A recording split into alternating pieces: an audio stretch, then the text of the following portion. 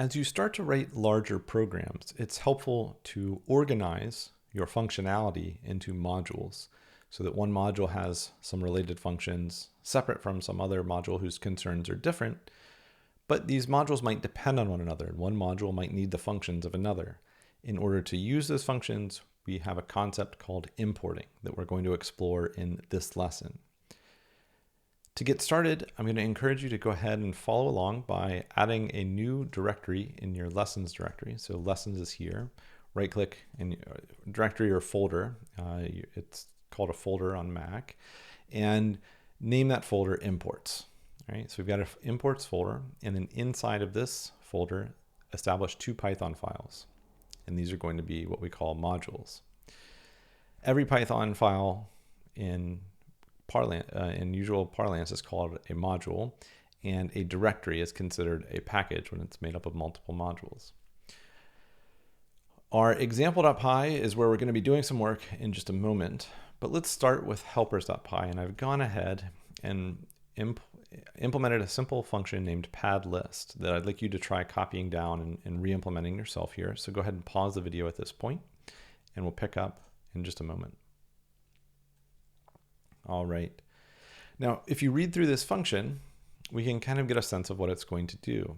We call this function with one argument corresponding to this parameter, list of integers, and some target length. So let's say our first, the list we call this with has one element in it, a length of 1, but we want to return a list whose length is going to be, say, 5. And what are we going to do with those indices that don't have a value in our input list? Well, we're going to fill them with some padding. Maybe we'll zero them out. So to get some intuition here, let's just try this out in the REPL. So in the REPL, we could say x's list int is, say, the list literal 1. And now we could try calling, let's just say y is list int. That is the result of calling pad list. X's, and our to length, let's say, is 5, and our padded values, let's say, is 0. Right? So notice now y is, or y's, I should say, is assigned a reference to a list where we have a length of 5. This was the initial value of x's, 1, and these other values are zeroed out. Now, this is a copy of, these are not linked to one another in some special way. So for example, if I were to change x's 0 to be, let's say 110, you'll notice that, x's was changed to 110. Let me actually see if I can pull this so they go side by side. There we go. Whereas y's stayed the same, right? It didn't change. But we could have said, y's is now reassigned to be the result of calling pad list with x's, and maybe we'll have 10 zeros, and maybe let's use padding of -1 instead of 0 just to give us another example use case. And so notice now y's is x's, so we took x's and we padded it out such that the rest of the values from 0 to 10 were -1. For just a little bit more, one more example, let's say we appended to x's 210. Now we see that x's has 210 as its second value, and if we were to, once again, and I just pressed up twice, call this expression, or evaluate this expression, I should say, notice y's would be updated. It copied at what x's was and then filled in, from up to index 9 or a length of 10, those values. Of course, this is variable. If we wanted only a length of 3, that would be fine.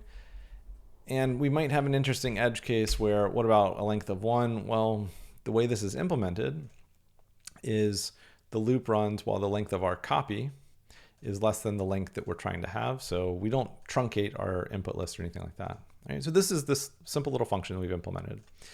And we are using something interesting here that I'll point out because it's a valuable method that's built into the list class. So Python lists are able to produce copies of themselves. So rather than mutating x's and growing its length, notice we didn't mutate x's, what we're doing is we're making a copy and then we're extending that copy by appending this padding parameter to it. Right? Now, if we refresh this, we see that we're back at square one and have some more work to do. Right? So this is our simple little function. Now my question is, over in example, let's make this a slightly better example. In example, of importing from another module, right? So the question is, and I'm going to pull these two files side by side.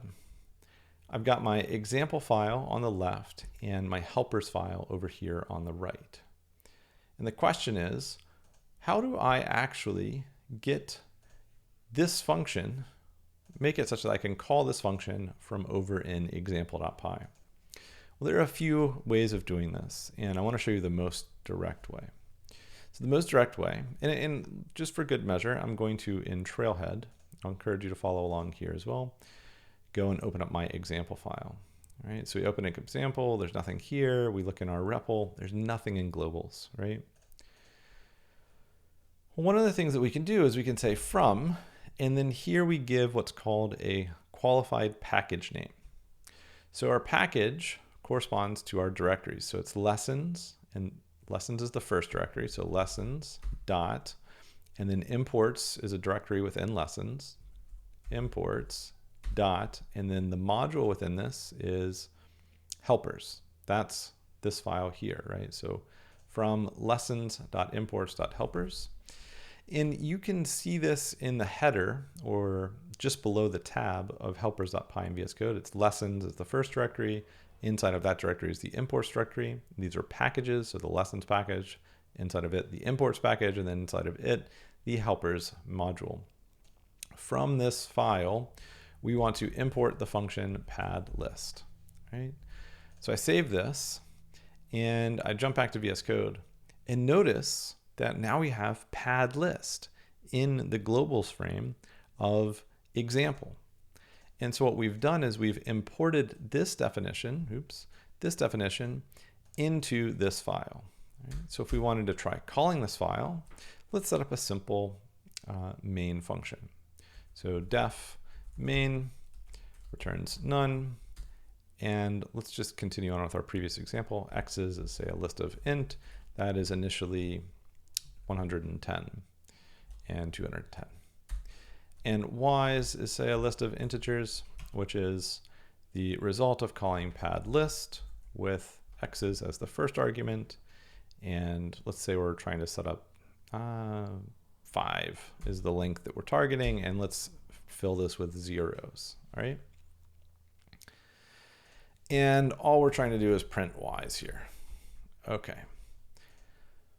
So what I'm hoping to convince you of is that when this example runs, and we can go over to run, we still need to call the main function. So one of the ways that we can do that is from our REPL here, and we call main, and boom, we get the list output that we expect printed from this particular line. Now we'd really typically like main to be called when we go to run our program. This is an idiom in Python that's pretty standard. And we've seen this idiom a few times. So if the name variable, it's a special variable, a dunder, has double underscores called dunder variable in Python, is equal to double underscore main, then what we're going to do is call main. All right. And so now notice that when we click run, we see this output, right? So because name was equal to main, we ran this program. We're finally in this video going to get to the bottom of what is this name variable and why is it equal to main and what else might it be equal to. But before I go down that road, I want to focus on what's going on this import, right? What happens at this line? And the way that I want to show you this is to actually use the debugger, because we can see what's going on in the debugger and follow along with it that way. So I'm going to press my set breakpoint button here, or right click and add a breakpoint and try rerunning this. So I click run again and boom, notice we're paused on this line and we don't see any function variables set up yet. And now I'm going to use my debug buttons, and this time around I'm going to step into this line. So that means we're going to follow this line to wherever it's taking us next. So we step into this line and notice what it did. It brought us over to helpers.py. When you import a module in Python, execution jumps into that module that you're importing and evaluates it from top to bottom. All right, so we step over this, And now when we step into this is just a definition. And if you remember in our memory diagrams, when you reach a function definition, we add some name to globals and then associate that with a definition on the heap. And when we reach the end of this, we're actually at the end of this module. So we're going to jump back to line 3 is what we'll see. So boom, we jump back and we finish this line. But something changed over in example.py in this module, in its memory space. Notice that in globals, we now have a function variable, pad list. And so the effect of, the effect of importing this function name into this file was we jumped over to the module that we imported, we set up these definitions, and then because pad list was a name in globals, when this module finished evaluating, we were able to import that name here, and now pad list would be a name in our globals frame in example.py that's actually bound to the definition of the heap of the lines 3 through 8 in the helpers.py file. All right, so we can continue on just briefly, and we're going to step into this, but that's just a definition, so we step right over it, and we reach this if statement. And notice if you hover over this if name is equal to main, we can see that the value of this name variable when we're evaluating this file as a module and we're running it as a module, it's main. We could also see this in the debug tab. So in globals, we can see in our special variables, here is where our name is main, right? So that's pretty cool. Now we step into this, and we're again going to use the step into button. We step into this, and notice that this brought us into the execution of main. I'm going to step over this construction of x's, and so now we have this local variable x's, 110, 210. And here, we're going to once again use the step into button. And what that's going to do is it's going to step us into this function call. So boom, step into, and notice now that we've jumped over to this pad list definition. And I want to show you a few things while we're here. All right, so first we can see x's, is the list 110, 210, to length is the value 5, padding is the value 0, everything we would expect. But if we come back and we look at this debug frame, here, if we look at globals and special variables, what I want to point out is in this context, notice that name is actually the name of the module, lessons.imports.helpers. When you import another module and Python is evaluating that module or running code in that module, that name variable is no longer underscore underscore main underscore underscore, it's the name of that module. We'll talk about what this means in just a second, but effectively that means whenever you import from a file, if we had a line here that was if name is equal to main, that would have been false. And this gives us the best of both worlds, where we can run a module as a program, such as we did here. But if instead, in some other file, we were to import main into some other file or module we were working on, we wouldn't try to call main. And so it allows you to define functions in a module without it being a program unless you go and run it. Okay, so now we are continuing on here. I'm gonna, we're copying this value 0 until the list is no longer, until the length of this list is no longer less than the length that we're targeting. And at this point we have 5, our target is 5. So we're gonna be done with this list. So we step over that. And here when we return the copy, what we're returning is a reference to this copy variable. So we return that copy, and now notice that after this line completes, we see, okay, here's what we returned. Here's this padded list. I wish I could make this, yeah, here's this padded list. We can see all the elements here.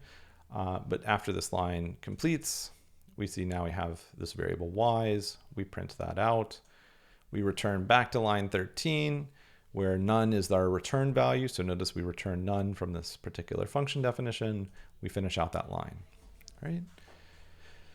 So the key idea behind an import in Python, and these semantics are a little bit different depending on the programming language and the type of language you're working with, is when we import, what's happening is the programming language is coming over to this file, evaluating all of it. And I want to show you this an implication of this in just a moment. And then returning back to this line where we came from. And at that point, we can say, okay, I want to import pad list from globals or potentially another function from globals, and then you can make use of it later on. Such that when you call that function definition, control will jump into this other module and continue there, just like we saw with the debugger, right? So I want to show two other things really quickly. So first, I want to show you what if we added this particular line here. So if name is equal to the string main, then what we're going to do is print run as a program, right? Else what we're going to do is print imported. All right. So to prove to you that when we import this file, execution jumps over here. It starts up here. We add this particular function definition to the globals of this module. And then when we reach this if else, name is not going to be main because we're importing this module at this point here. So we'll see imported printed. Right? So we jump back and boom, we see imported printed. And then when execution returns back to this file, we reach this, we jump into main, and then main is evaluated. Now, if we were to go back to the helpers file, you'll notice that in the REPL, import gets printed, but we have this access to this pad list function. But if we ran this, notice that it says run as a program, right? And that's because our focus right now is this singular file is what we just loaded, lessons.imports.helpers. When we run this program as a module, this name variable, and I could set a breakpoint here and run it again. This name variable is main, right? Now I'm going to press play to continue this on so that run completes. However, if we use a REPL or we import this from some other place, when we jump back to the debugger, when the file reaches this point, notice that the name is now the module that's being imported. It's being imported into the REPL in this case. So that's why we this is false. We skip over the then block and we print imported. Okay, so I press continue and we see imported there. I'm going to take this out and I want to try doing one more thing. Let's try implementing another function which adds two lists of integers together. So let's say add list is the name of this function, and I'd love for you to follow along. X is a list of integers, Y is another list of integers, and we're going to return a new list of integers. Oops, I didn't mean to press that. I accidentally pressed Control while pressing Enter, so I'm going to get rid of that and close that tab. And now I'm going to add a docstring. This docstring says, add the items of two lists together, item by item. All right. We do that. And let's go ahead and set up a brand new empty list. So our result list, or sums, is a list of int. That is initially the empty list, and I'll just use the empty list literal here. And let's say we have an index that is an integer value that starts from 0, and we want to loop while idx is less than the length of x's. And what we'll do is we'll say sums of idx is assigned x's at idx added to y's at idx, right? And then we want to be sure that we always increment our index. And lastly, this is a function that says it returns a list, so we better have a return statement in here, and that return statement can return sums. All right. So this is a quick function that iterates through each index of x's and adds x's to y's and returns sums. Now, how do we actually make use of this function over in example? All right. Well, over in example, we've got these two values. We want to say, okay, what if we wanted to print the result of calling, I'll bring this file over to the right, add list, x's and y's, right? So we try saving this, and we're going to run into a problem, right? So I jump back over, let's go navigate to our lessons, imports, example file. And we run this program and we have an issue. All right. It says add list is not defined. Did you mean pad list? No, we did mean add list, right?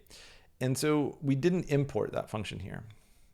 You can import multiple functions by separating them with a comma. So import pad list, import add list. Oops.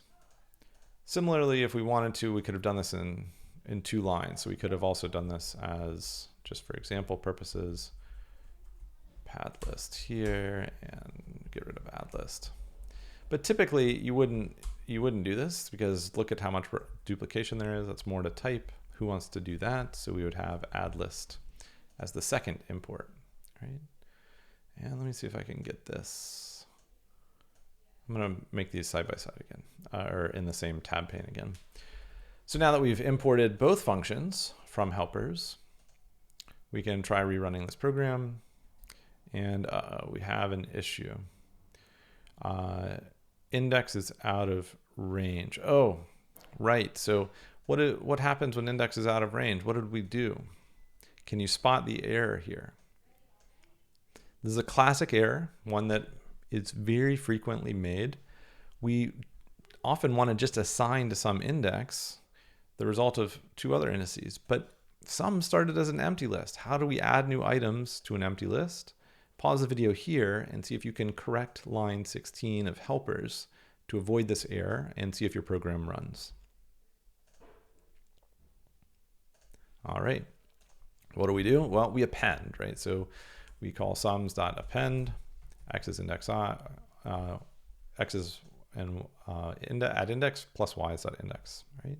So we save this and we come back over and we see, okay, well, we have 2 elements. That's interesting. We had 5 elements in y's, but those went away. Why'd they go away? Well, notice that we don't iterate over a longer y's than x's, and they would have been zeros anyway. But maybe we would want to continue working on this function to make sure that if y's has more elements than x's, maybe we just zero pad x's to be sure that it doesn't have more items than, it doesn't have fewer items than y's. One other option that we actually have at our disposal here is we could have added a padded list here, right? So if we said pad list with our input list as an empty list, and let's say length of x's and 0, then notice we actually could have used that first setup. We could have said sums.index is assigned x's, y's, right? And so this function could have called this pad list function, and sums would have been set up to a bunch of zeros, and then this will no longer give us an error. So we see that gets the same result. And if we wanted to prove to ourselves why is this, well, we could set a breakpoint at this position at line 15, try rerunning this program, and we see back over at this point, notice sums is 0, 0. So now, because we padded that list with zeros to be the same length as x's, we are able to add those up. In the next video, we're going to look at how to make some of this testing more predictable and take a little bit less work for, we could actually see that we've probably got another issue in this, right? Can you spot another issue with this particular algorithm that might be an index error? You would try and make that error over here by changing the value that x's or y's is initially set to. How do we do it? Well, what if we had y's initially just be 10? What happens when we try rerunning this program? Well, we can step through it. We've got a debug point here, but I actually want to show you the error first. And notice we see, at this line, sum idx is assigned x's idx plus y's idx. We get another list out of range. Maybe we should drop a breakpoint right here and see what's going on. So I drop my breakpoint. I try rerunning this file by refreshing, and we're paused here. And we see, okay, sums is 0, 0. So we have valid indices 0 and 0. X's is 110, 210. Y's just has an index 0. So if we step over this, we see that sums is updated to be 120. That's x's index 0 plus y's index 0, as we would expect. We step over this line, we go back up to the top. IDX is now 1. And here we see, okay, we're going to have a problem, right? y's index 1 doesn't have any value there. And so when we evaluate this line again, we have run into an error. And so we're trying to kick us back out, and it skipped because we ran into this error. So when you hit an error, that error trickles back up to the top of the file and ultimately out to our browser here.